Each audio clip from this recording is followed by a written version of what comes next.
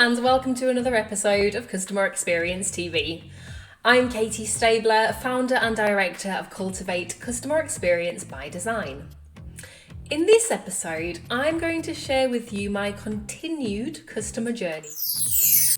If you remember, in January of this year, 2024, I shared my customer experience, which was a series of ultimately highs and lows ending in a high.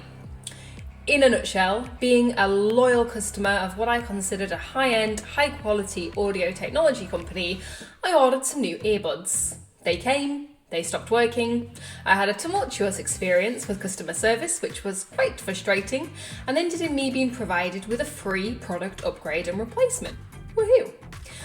I shared this example at the time because it demonstrated starkly how emotions can be triggered in a customer journey, how failed expectations lead to disappointment, and how brand expectations heavily influence the experience of the customer. But the journey ended positively with the product replacement, or so I thought. The latest model of the earbud that I was sent stopped working. My friend had also recently bought the same earbuds and they too had the exact same problem.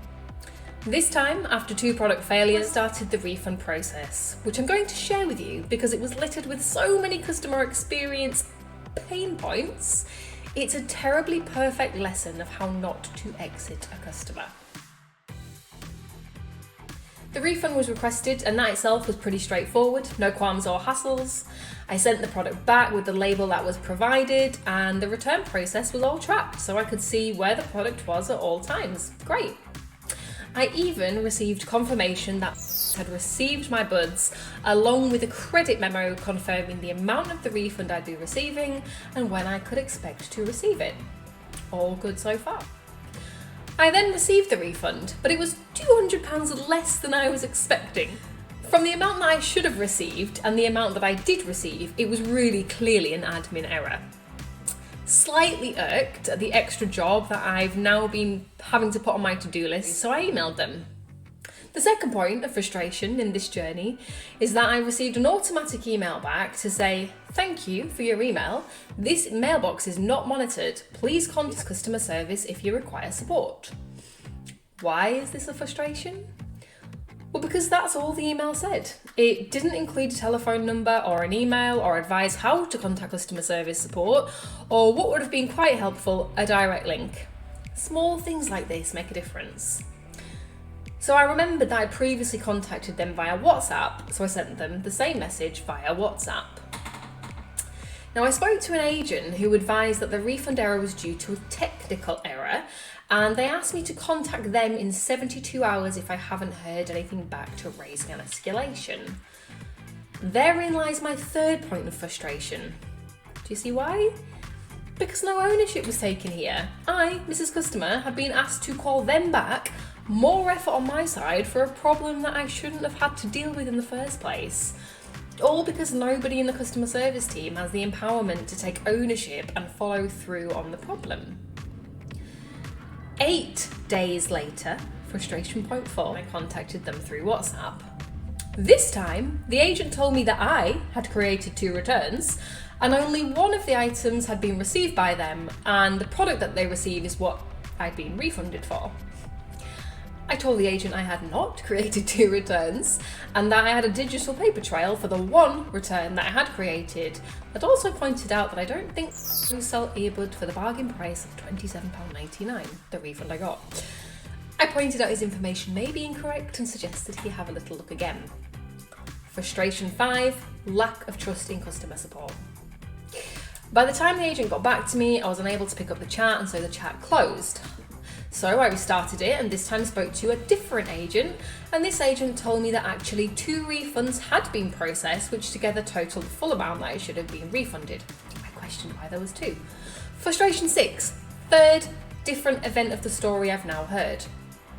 I of course explained to the agent that I have not received 2 refunds and I even provided my bank statements as evidence. The agent told me that I'd have to speak to my bank to see if they had some reason stopped my refund being processed.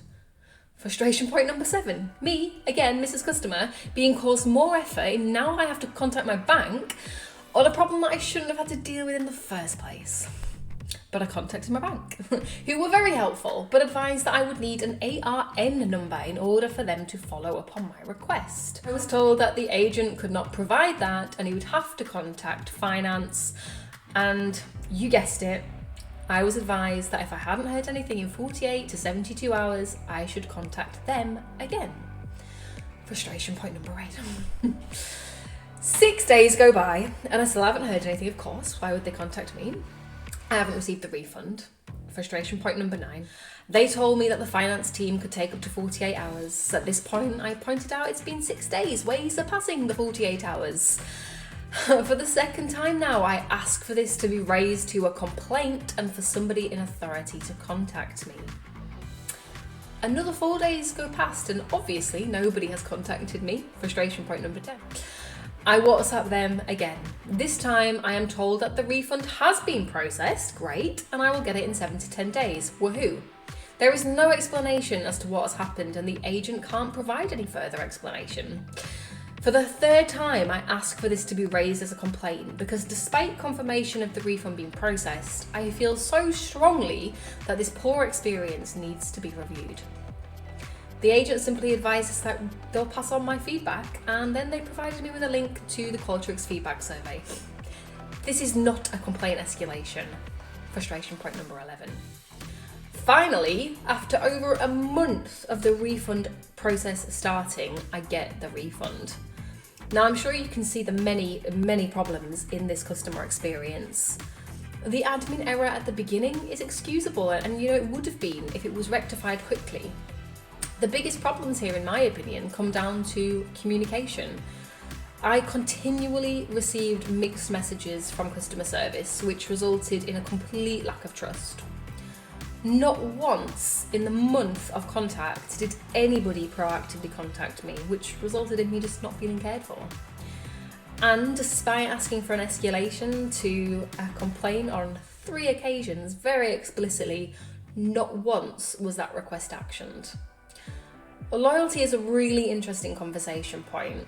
For years I would have considered myself loyal, always choosing them without comparison of any new audio technology product. Even after my first hiccup with them back at the beginning of this year, I still put my faith in them and chose to continue my custom with them. But after the product failed for a second time and their customer service repeatedly let me down, I can confidently say that any glimmer of loyalty was painfully stamped out. There's a lot of lessons to be had here, and take from this story what you will. Happy CXing.